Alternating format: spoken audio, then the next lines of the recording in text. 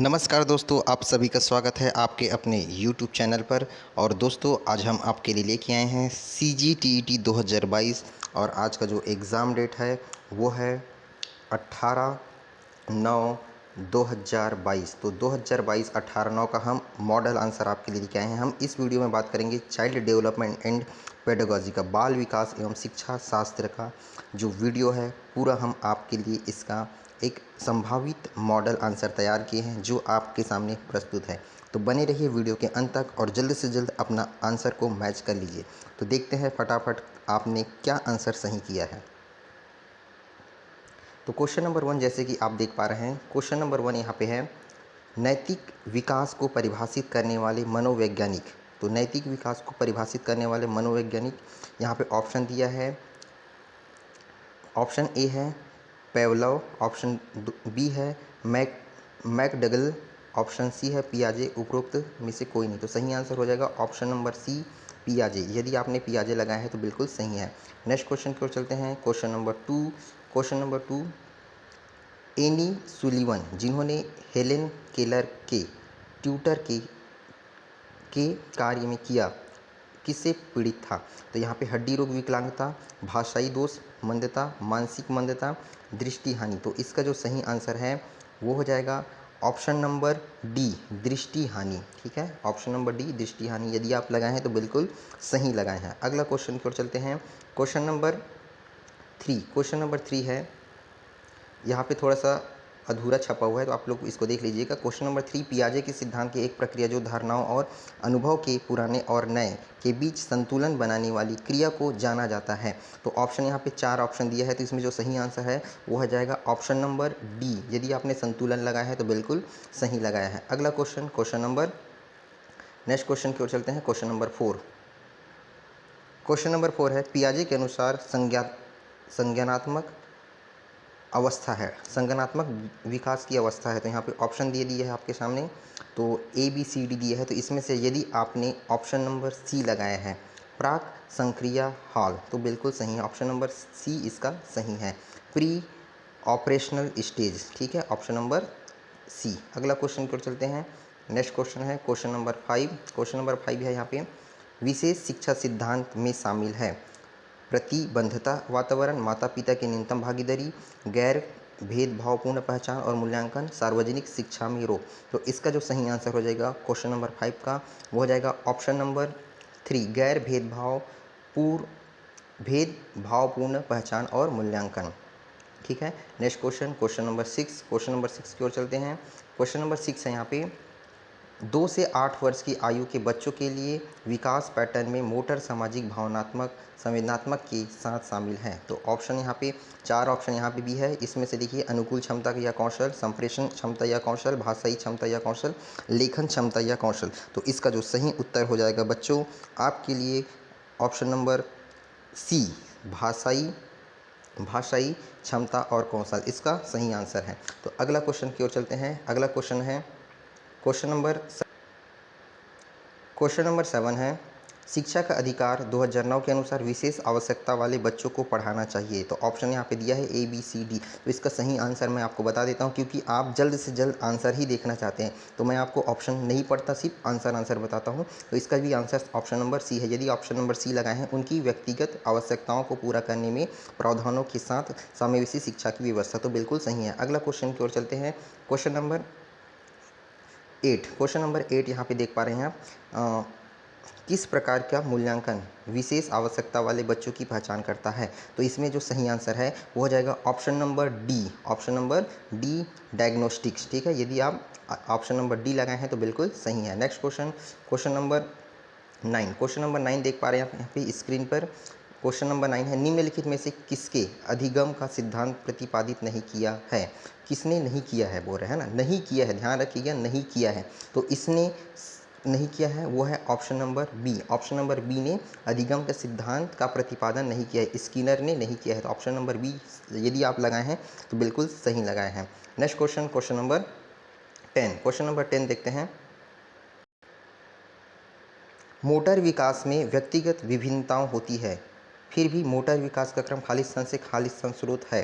तो इसका जो सही आंसर हो जाएगा वो हो जाएगा option number B. Option number B यदि आपने लगाया है ऑप्शन नंबर बी तो सही है, सकल मोटर विकास, ठीक मोटर विकास। ठीक है, नेक्स्ट क्वेश्चन की ओर चलते हैं। Question number 11। क्वेश्चन नंबर 11 है, एक कार्य के कारण मनीषा स्वयं से इस बारे में बात कर रही है कि वह किस प्रकार के कार्य को अपनी बढ़ती हुई है ना। तो इसका जो सही आंसर हो जाएगा 11 का ऑप्शन नंबर ए। ऑप्शन नंबर ए यदि आप लगाए हैं तो बिल्कुल सही लगाए हैं। चलिए अगले क्वेश्चन की ओर चलते हैं। तो 11वां का सही आंसर हो जाएगा ऑप्शन नंबर ए, स्वनियमन। नेक्स्ट क्वेश्चन की ओर चलते हैं। Question number 12। विशेष कठिनाइयों, मानसिक स्वास्थ्य के मुद्दों, विशिष्ट अक्षमताओं, शारीरिक या विकासात्मक वाले विद्यार्थियों की शिक्षा पद्धति और अभ्यास का वर्णन करने के लिए सामान्यतः किस शब्दों का प्रयोग किया जाता है। तो इसमें जो सही आंसर हो जाएगा ऑप्शन नंबर डी, विशेष शिक्षा। ऑप्शन नंबर डी, विशेष शिक्षा पे आप लगाए हैं तो बिल्कुल सही लगाए हैं। Next question, question number 13। Question number 13 की ओर चलते हैं। क्वेश्चन नंबर 13 है, यह कहा जाता है कि विकास एक कभी न समाप्त होने वाली प्रक्रिया है, इसे निम्नलिखित में से किसके द्वारा परिभाषित करती है। तो यहाँ पे ऑप्शन इसका जो 13 का है वो ऑप्शन नंबर बी, निरंतरता का सिद्धांत। निरंतरता का सिद्धांत यदि आप लगाए हैं ऑप्शन नंबर बी तो बिल्कुल सही है। Next question, question number 14। व्यक्तित्व को मापने की विधि थीमेटिक ऑपरेशन टेस्ट, TAT है। ये क्या है? ऑप्शन यहाँ पे देख लीजिए, option number A B C दिया हुआ है। तो इसका जो सही आंसर है वो हो जाएगा 14 का option number C. Option number C, प्रक्षेपण तकनीक। ठीक है, प्रक्षेपण तकनीक इसका करेक्ट आंसर है। Next question, question number 15। विकास के निम्नलिखित सिद्धांतों में से कौन सा सिद्धांत गलत है? 15, तो 15 का जो सही आंसर हो जाएगा option number B. Option number B, विकास संयोग का परिमाण होता है। Next question, question number 16। Question number 16 जैसे कि आप देख पा रहे हैं यहाँ पे स्क्रीन पे, विकास का अर्थ है, तो विकास का अर्थ है वो होता है अभिप्रेरणा और अनुभव की परिणाम स्वरूप परिवर्तनों की प्रगतिशील श्रृंखला। तो ये हो जाएगा ऑप्शन नंबर सी इसका करेक्ट आंसर। नेक्स्ट क्वेश्चन की ओर चलते हैं। क्वेश्चन नंबर 16 के बाद 17 की क्वेश्चन नंबर 17 देख लेते हैं। क्वेश्चन नंबर 17 है, विद्रोह की भावना की प्रवृत्ति निम्नलिखित में से किस अवस्था में संबंधित है, किस अवस्था से संबंधित है? तो इसका जो सही आंसर हो जाएगा option number C. Option number C, पूर्व किशोरा अवस्था। Next question, question number 18। विकास की किस अवधि को अत्यधिक दबाव और तनाव का काल कहा गया है? तो क्वेश्चन नंबर 18 का जो सही आंसर हो जाएगा वो हो जाएगा ऑप्शन नंबर ए, किशोरावस्था। ठीक है, यदि आप किशोरावस्था लगाए हैं तो बिल्कुल सही लगाए हैं। आगे बढ़ते हैं। Question number 19। क्वेश्चन नंबर 19 है, स्मृति स्तर और समझ स्तर के शिक्षण मॉडल के सिंटैक्स में से कौन सा चरण प्रमुख है? तो 19 का जो सही आंसर हो जाएगा वो हो जाएगा ऑप्शन नंबर डी, प्रस्तुतिकरण। ठीक है, ऑप्शन नंबर डी, यदि आप प्रस्तुतिकरण लगाए तो बिल्कुल सही लगाए हैं दोस्तों। क्वेश्चन नंबर 20 भी देख लीजिए यहीं पे। क्वेश्चन नंबर 20 है, निम्नलिखित में से कौन सा सिद्धांत पुनर्बलन का सिद्धांत भी कहा जाता है? तो इसका 20 का जो सही आंसर हो जाएगा ऑप्शन नंबर ए, स्फूर्त अनुकूलन का सिद्धांत को पुनर्बलन का सिद्धांत भी कहा जाता है। अगला question, question number 21। Question number 21 देख लेते हैं। क्वेश्चन नंबर 21 है, भारतीय संविधान में 6 से 14 वर्ष की आयु वर्ग के बच्चों के लिए निःशुल्क शिक्षा और अनिवार्य शिक्षा के अधिकार को शामिल किया गया है, कौन से अनुच्छेद में, है ना? तो इसका जो अनुच्छेद है 21A में इसको शामिल किया गया है। ठीक है, याद रखिएगा अनुच्छेद 21A। अगला क्वेश्चन है क्वेश्चन नंबर 22। क्वेश्चन नंबर 22 है, पीयर रेटिंग से आप क्या समझते हैं? पीयर रेटिंग से आप क्या समझते हैं? तो इसका जो सही आंसर हो जाएगा ऑप्शन नंबर 22 का ऑप्शन नंबर ए, एक मूल्यांकन उपकरण जिसमें किसी व्यक्ति के कार्य का मूल्यांकन अन्य सदस्यों के द्वारा किया जाता है। तो ये बिल्कुल सही है। अगला क्वेश्चन है क्वेश्चन नंबर 23।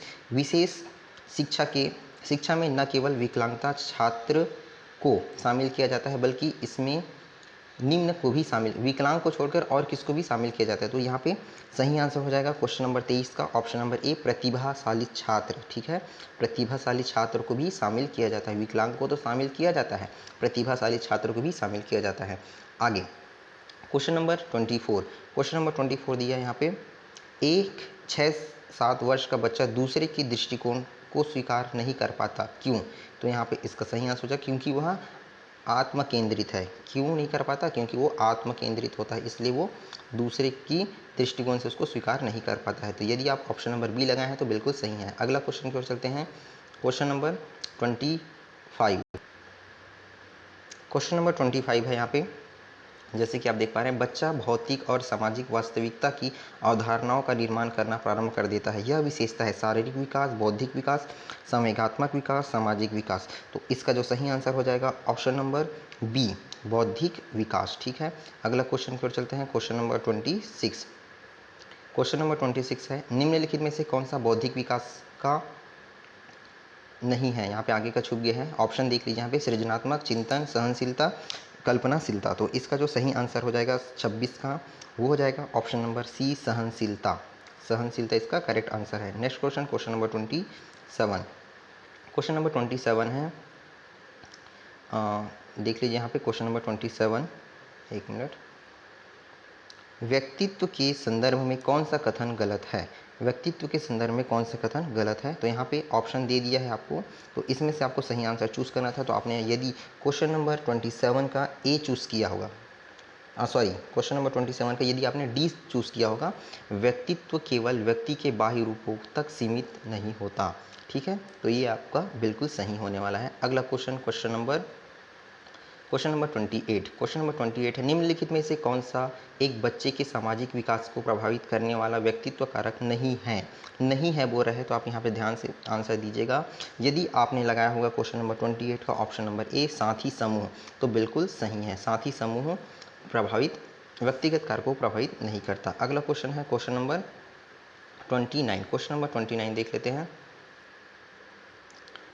क्वेश्चन नंबर 29 है, लॉरेंस कोहलबर्ग के अनुसार एक कार्य संपादित करना व कुछ करना क्योंकि दूसरे उसे स्वीकार करते हैं, नैतिकता के खालिस्तान चरण का प्रतिनिधित्व करता है। तो इसका जो सही आंसर हो जाएगा ऑप्शन नंबर ए, पारंपरिक। पारंपरिक सही आंसर है। यदि आप पारंपरिक लगाएं तो बिल्कुल सही है। अगला क्वेश्चन देखते हैं, क्वेश्चन नंबर 30। क्वेश्चन नंबर 30 से पहले मैं आपको बता देता हूं, यदि आप हमारे चैनल में नए हैं तो हमारे चैनल को सब्सक्राइब कर लीजिए। इसके जस्ट बाद हम हिंदी का भी अपलोड करने वाले हैं तुरंत। हमारे एक्सपर्ट उसको तैयार कर रहे हैं, जैसे ही आप तैयारी कर लेंगे हम आपको उसको फिर से प्रोवाइड करा देंगे। तो आधा घंटा के अंदर हम आपको ये भी वीडियो दे देंगे। तो आप हमारे चैनल में नए हैं तो सब्सक्राइब कर लीजिए, ताकि आपको आगे इस प्रकार से हेल्प मिलते रहे। क्वेश्चन नंबर 30 देख लेते हैं। क्वेश्चन नंबर 30 है, दिव्या को 3 पेन चाहिए दिखाए गए और वह अवलोकन करती है कि पेन ए बी से लंबा है और पेन बी सी से लंबा है। जब दिव्या के अनुमान लगाए कि ए सी से लंबा पेन है, तो वह जीन पियाजे के संज्ञात्मक विकास की कौन सी विशेषताएं प्रदर्शित कर रही है? तो दोस्तों इसका सही आंसर हो जाएगा option number C, option number C, सकर्मक विचार। तो दोस्तों ये तो रही 1 से लेकर 30 तक का क्वेश्चन का संभावित, हम ये नहीं बोल रहे कि हमारा ये क्वेश्चन पूरा पूरा सही होगा, ये संभावित क्वेश्चन आंसर है। हो सकता है कुछ इसमें से गलती हो जाए। अब आप इसको व्यापम का जो मॉडल आंसर आएगा उसको ही सही मानिएगा। तो मिलते हैं अगले वीडियो में, तब तक के लिए जय हिंद, जय भारत, जय छत्तीसगढ़।